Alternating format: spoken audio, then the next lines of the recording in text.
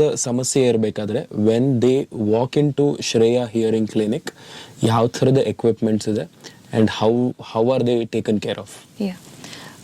See, first when they come to Shreya Hearing Clinic, we first do a thorough hearing test. ಯಾಕಂದ್ರೆ ಈಗ ನಮ್ಮ hearing ಅಂತ ತಗೊಂಡ್ರೆ we hear from 20 hertz to 20 kilohertz ತರಂಗಗಳು ಅಂತ ಹೇಳ್ತೀವಿ.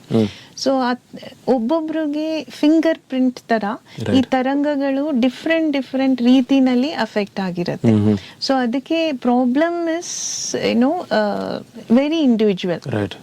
And so we have to analyse ಯಾವ ತರಂಗಗಳು ಅವರಿಗೆ ಸರಿಯಾಗಿ ಕೇಳಿಸ್ತಾ ಇಲ್ಲ. ಸೊ ಆ ಪೋರ್ಷನ್ ಮಾತ್ರ ನಾವು ಅದನ್ನ ಎನ್ಹ್ಯಾನ್ಸ್ ಮಾಡಕ್ಕೆ ನೋಡ್ತೀವಿ. ಈಗ ಎಲ್ಲಾ ತರಂಗಗಳು ಜಾಸ್ತಿ ಮಾಡ್ಬಿಟ್ರೆ ಅವರಿಗೆ ಕರ್ಕಶವಾಗಿ ಅದನ್ನ ತಡ್ಕೊಳಕ್ ಆಗ್ದಂಗೆ ಇರ್ಬೋದು. So that is why that fine tuning and programming is very important. Very important. I think, please. So we will analyze that and we'll also see what is the decibel levels they can hear. So whether they are unable to hear even softer sounds.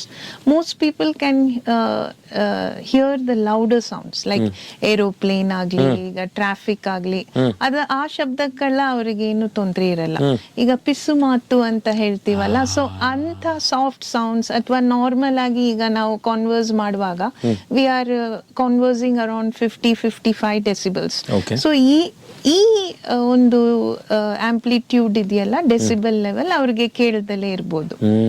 ಮತ್ತೆ fill in the blanks ತರ ಇರುತ್ತೆ. ಈಗ ನಾನು ice cream ಅಂತ ಹೇಳಿದ್ರೆ ಅವ್ರಿಗೆ ಆ I portion ಕೇಳ್ತಿರತ್ತೆ, ಎಂ ಪೋರ್ಷನ್ ಕೇಳ್ತಿರತ್ತೆ, ಬಟ್ ಇದು ಅಂತ ಸಣ್ಣ ಸೌಂಡ್ ಬರ್ತಾ ಇದೆಯಲ್ಲ ಅದು ಅವ್ರಿಗೆ ಕೇಳಲ್ಲ. ಸೊ ಅವಾಗ ಅವ್ರು ಏನ್ ಮಾಡ್ತಾರೆ, ಐಸ್ ಕ್ರೀಮ್ ಅನ್ನೋ ಪದಕ್ಕೆ ಅವ್ರು ಐ ಕೇಮ್ ಅಂತ ಮಿಸ್ಅಂಡರ್ಸ್ಟ್ಯಾಂಡ್ ಮಾಡ್ಕೊಂಡ್ ಬಿಡ್ತಾರೆ. ಸೊ ಆ ತರ ತುಂಬಾ ನಡೀತಾ ಇರುತ್ತೆ.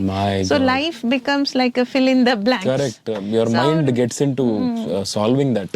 ಎಕ್ಸಾಕ್ಟ್ಲಿ. ಆ ಊಹೆ ಮಾಡ್ತಾ ಏನಾಗತ್ತೆ, ಕೆಲವು ಸತಿ ಊಹೆ ಕರೆಕ್ಟ್ ಆಗಿ ಅವರಿಗೆ ಬಂದ್ ಬಿಡ್ಬೋದು, but most of the time it might be a wrong landing.